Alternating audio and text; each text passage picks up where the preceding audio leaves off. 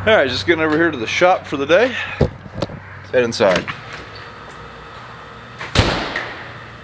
What the heck?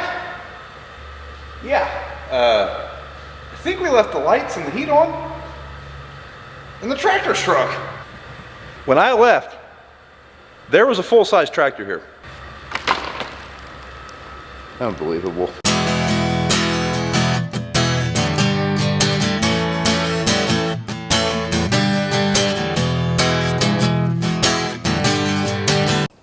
Morning. Welcome back to the channel. Hey guys, before we get started with today's video, do me a favor and don't forget to thumbs up the video and subscribe to the channel if you haven't. All right guys, so today's the day. Let's talk about this 9410R tractor. So this is a used tractor. We picked this up right at the end of the year, and our thoughts were maybe we can find a higher horsepower used tractor at a decent price to do tillage. So that's what we did. We traded the 685, Dad's planting tractor, the MT 685 Challenger, on this 9410R. So this tractor is going to be doing strip tilling, turbo tilling, basically anything we need a whole lot of horsepower for. Now our 1038s pull Turbo Max just fine, but I'm sure the 1038s and this tractor will be doing that task. But this one will be doing the strip tilling for sure. Last year, I know I still haven't been able to reveal the bar that we used, and I still cannot. Sorry, I thought I would be able to by now, but I can't. Anyways, last year the bar we used, it was a handful for the 1038s. More weight than horsepower, but there were times where we needed more horsepower, we didn't have it. And last year we were using a ground drive pump to put liquid 28 into the ground. And there were times where we were really having issues maintaining enough speed to keep that pressure up in that pump. So we wanted something a little bit more power, and now we've got this. So yeah, that's the plan. We are still going to be pulling a 12 row this year. The same company is sending us a strip till bar to use. I do believe we'll be able to show it this year when we use it. I hope. They are releasing it at Louisville, so it will be public then, is what I'm told. The plan was they were going to do that at Farm Progress Show, then Farm Progress Show got canceled, and then we're going to do multiple shows that have been canceled. But that's the plan. We're going to use this. It should pull a 12 row just fine. It would probably pull a 16 row. They just didn't have a 16 row to send us. So that's the plan. This tractor's sitting on 710 duals, so we've got plenty of traction. The tractor's weighted pretty well. Tyler, my salesman, I think he told me this thing, the way it's spec'd is probably, it's well over 40,000 pounds. I think the tractor weighs 38, stripped with no weights and smaller tires. So plenty of weight, plenty of power. This is a 9410, but the 9410 is 410 horsepower at the engine. This is the same engine that is in the 9560R. So one day we're going to come out here and this is magically going to become a 9510, I think. Yeah, I'm pretty sure that's how it works. Ben from Farm Focused, I've got a hold of him. I don't know if he's going to come out or if he's just going to send me the programmer or what, but we're going to try to get this thing turned up a little bit. I don't think we're going to need that power all the time, but it's going to be nice to have when we do. So plenty of power. This is a good tractor. This is the smallest horsepower rating with this engine. So as far as tuning, we have the most up-end potential there. So yeah, that should work pretty well. And it was a lot cheaper to buy a 9410 than it would have been to buy like a 9560 four-wheel drive. So this tractor was a local trade-in. We actually drove it home, so it's never been to the dealership. So if you notice, it's not the cleanest. Whenever I seen this tractor for the first time, it was still hooked to a grain cart. So I'm probably going to wash it today. We rinsed it off when we first got it home, and then it got really cold. We never soaped it down yet. So, I mean, as you can see, it's, you know, it's not the cleanest, but it's also not filthy. But yeah, local trade-in. The guys, they seem to take pretty good care of their equipment. It was always inside for the most part. Yeah, that was really nice to be able to see. Tractor, I think it has 1,890 hours on it or something like that. It's a two-owner machine, or we bought it off the second owners. They had it after like a 1-year lease return or something like that. But yeah, the price was, you know, is what we were looking for. And the hours, this was probably one of the better machines as far as hours for that price point. We wanted to stay under 3,000 hours, and then when we found this one with under 2,000 hours, yeah, kind of, that's how we ended up with it. Now, I know I probably surprised most of you guys with John Deere. I am not anti-John Deere. I'm not anti-Case IH. I'm not 100% pro-AGCO. I am whatever fits our operation the best. Now, granted, here lately, we've been kind of going towards AGCO products, and I'm pretty familiar with them, and I like them. but a 1050 was not in our price range. We looked, trust me. So this fit the bill. I grew up running John Deere tractors, so it's not something I'm scared of. And one of my best friends is our John Deere salesman, so it's not like we were ever anti-Deere, I guess is what I'm saying. Now that said, if we would have found a Challenger four-wheel drive, which they do make, not a whole lot of them around here, or a Case four-wheel drive, similar hours, similar price point, I don't know what way we would have went, but this one fit the bill. And I really liked being able to see where this machine came from. And actually, I mean, they're not close neighbors. They're probably 20 miles up the road. So we know those guys, we know the reputation they have. So that also made a difference. Now this was the first John Deere four-wheel drive I've ever driven, but not the first four-wheel drive I've ever driven. So before we had the first 1038, I planted with a 420 Steiger. And 2 tractors before that, we had a 275 Steiger. So we've had a few four-wheel drives, and whenever I was a kid, Dad had several four-wheel drives. But this is the first R-Series tractor we've ever owned. The last John Deere tractor that we owned was the last newest tractor was a 7920. We used to have 2 of those. There's our hours. That was actually the first tractor I ever planted with. That was my planting tractor whenever I first started working full-time after I got out of college, was the 7920. Used one of those for 2 or 3 years, I think. And that's what Dad's planter tractor was also. And before that we had 8400s, before that 8960s, 8430s. Lots of John Deeres back in the day. We're going to be running an ag leader system in here, so Evan from Precision Ag Service, he's coming down at some point to put our ag leader in this. So like I said, this will be doing strip tilling, so we're going to be running, I believe we're going to put the in-command 800, probably going to mount it right here. I mean, we already have this muffler in the way, so we might as well put that monitor right there. We're not losing any visibility. And that's how we're going to be steering this. I know John Deere makes good steering, but we don't have John Deere steering on anything else. And basically everything else we run ag leader on, so I mean, that should integrate pretty well. So that's the tractor. That's what we're going to do with it. That's how we ended up with it. This is our tractor. This is not a demo machine, this is our machine. So yeah, we own a newer John Deere tractor now. I do have some LEDs coming for these. These are the HID halogens or whatever, I think that's what these ones are called. But yeah, I've kind of got used to LED lights in the other machines, and they do make quite the difference. So yeah, we are upgrading the lighting package. I think we're getting some Tiger lights for this thing. And yeah, we're gonna make everything, we're gonna make the dark into the light again. Dark in the daylight again. I'm kind of on a light kick. When you have good lighting, it's hard to go back to bad lighting. Looky there, impeccable timing. Yeah, here, you ready for the magic, Tyler? Bam! It'll be a light on now. It'll speed up and slow down. Grease fade on that? Mm-hmm. Yep, there's 2 of them.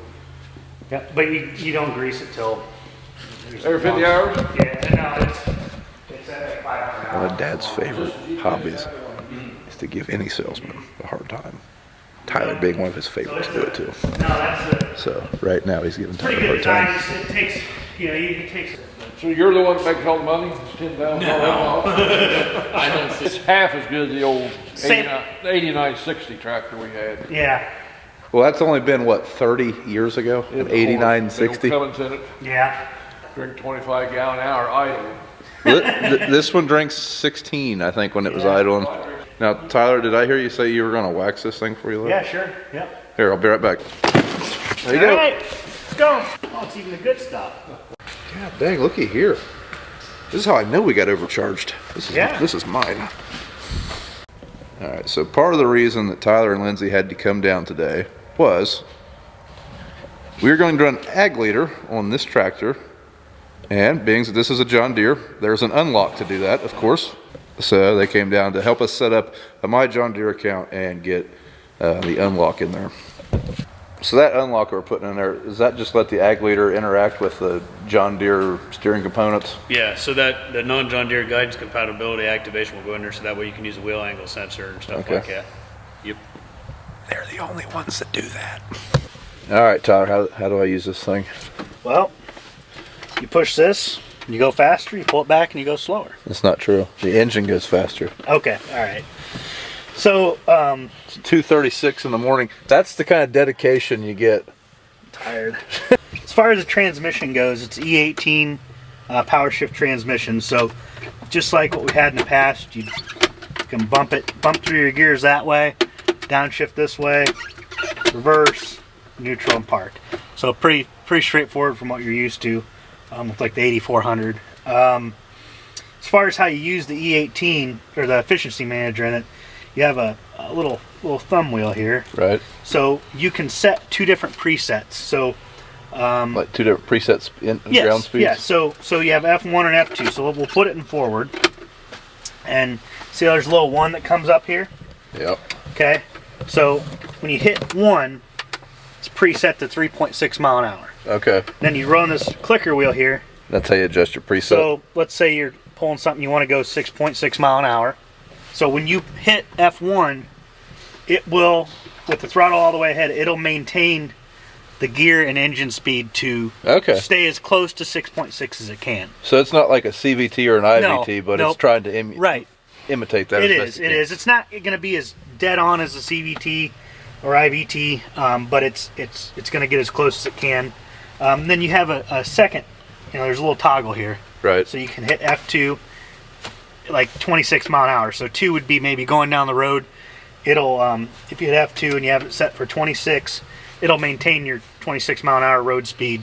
Okay. And automate your or you can, and anytime you're in F1 or F2 and you bump shift it, it automatically takes it back. Takes it out of auto. Okay. So run it like a normal power shift, or you can run it in automatic mode. Okay. So I guess, like originally, I didn't think this would be a very good grain cart tractor compared to our Challengers because of the different transmissions, but I guess that would not be terrible. I mean, you could dial in with the carts right. Yeah, you'd still want to run max PTO speed with the grain cart, of course, but I mean, you could, if you're running down the field or something, you can change that. Home screen here, this little gear over here, that's the transmission tab. So we'll go to that, and you'll see full auto or custom. So full auto would let you run the efficiency manager as it should work, and custom would be if you want to go in and set manual parameters where it can only go so high RPM and stuff like that. I would suggest just leaving it on full auto. So when you do turn efficiency manager on, it's all automated. You can set different speeds, so you can only go so fast forward or so fast in reverse. That's all on the transmission screen here. Okay. Like, I'm not familiar at all with JD screens, but you can use it, like, that's a guidance screen right there, isn't it? Yep. Or you could make this whole screen a guidance screen if you want to. Yes. Well, with us running like an aftermarket display, I mean, I just want to see tractor data on this. This will all be tractor data, power usage right here. This little green bar. Yeah. This will come up. Yeah, I want to be able to see my remotes. Yep. Power usage, gallons per hour, stuff like that, acres per hour. So anything when you want to change remotes, you can just tap on that, and you can turn them from, different intervals. Like maybe you want them constant. You want one on constant. So when you engage it, stays on constant. You can change different times. You can change the flow. It's all percentage. 10's going to be your max. You can change different different parameters there. Your fifth remote's on a different page, so page one more time over. Yep. You hit menu and you can get to anything you need to on the tractor. Okay, so you can even integrate your phone through there? Yep. Okay. You can Bluetooth your phone here. That's why I couldn't figure out how to Bluetooth it. Okay. Yep. You gotta. I was doing that going down the road. That probably wasn't the best time. Probably not very smart, but no one ever said I was smart. Your lights on here, that's kind of important. So you can pick what lights are on with whatever.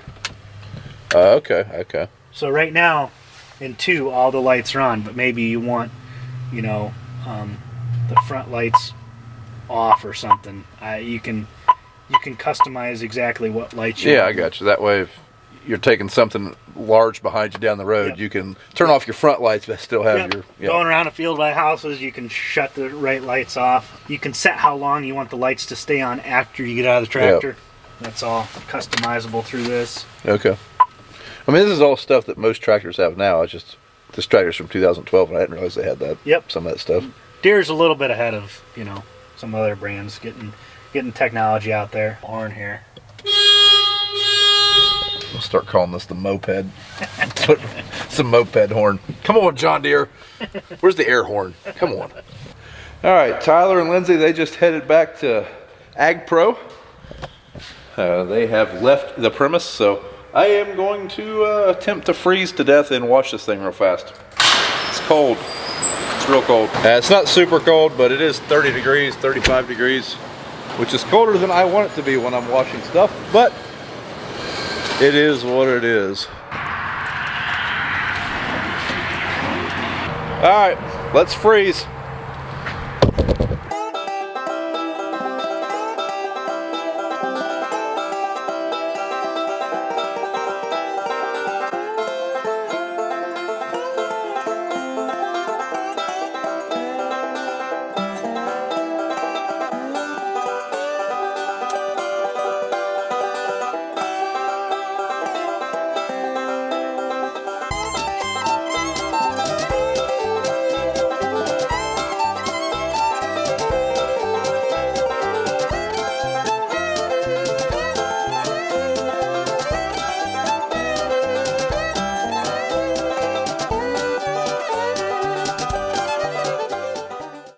All right, so we're gonna warm up a little bit, let that tractor dry off for a little bit.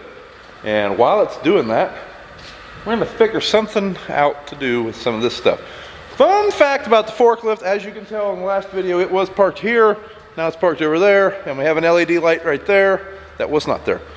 So, I think the neutral safety switch is messed up because, wiggled the forward reverse lever and it started. Actually, BJ did that. Me and Dad felt real smart. Anyways, got the wrong plug for that last light. Didn't notice that till we'd already hung it up. So we have all but one LED. We've managed to make these lights like a 4-day project instead of like an hour. But anyways, I digress. I don't even know what that word means. Heard it on the internet. Anyways, let's find something to do with this stuff so that we can get to this door. And I just don't like how this looks. It's just right in the way.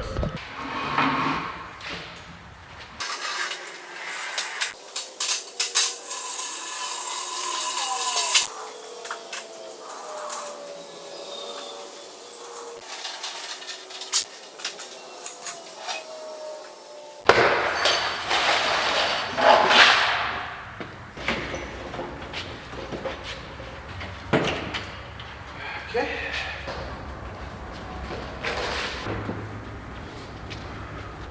Much better. Unfortunately, most of the stuff that was there, I just wheeled into there so it's out of the way. That'll work. But let's get the tractor pulled in and we'll start calling her quits for the evening. It should be drier now. Much shinier. Turn this thing into a giant green popsicle though. She's getting a little bit of ice on her.